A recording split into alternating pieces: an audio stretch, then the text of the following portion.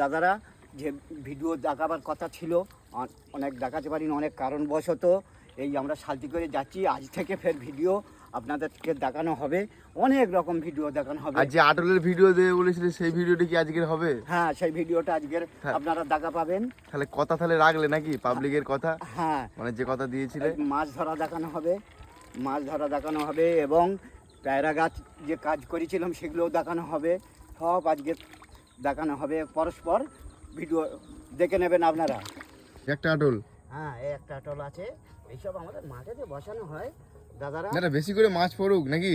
এই দেখো, আমাদের ধরে খেতে হবে, বিক্রি করতে হবে। বাহ, মানে একটা আটল থেকে মোটামুটি 2-3টে করে কই মাছে আশা করা যায় এখন। এবার বলা যায় না, বেশি হতেও পারে কম হতে পারে। হ্যাঁ, বাহ,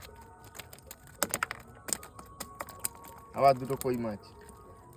এটা কই মাছ বলা হয় তো? হ্যাঁ, একে কই মাছ বলা হয়। এবং এই আটলটা তৈরি করতে হয় বাঁশ দিয়ে, লাইলেন দিয়ে বুনতে হয়। আর আমরা চাষি লোক এইসব কাজ, মাঠের কাজ করতে গেলে একই জামা গেঞ্জি নোংরা দিয়ে পরিষ্কার করতে হয়। একই দাদারা মনে কিছু করবেন না, এই গেঞ্জি আমাদের লাগে আর এই গামছা না হলে এই ভিজে যায়।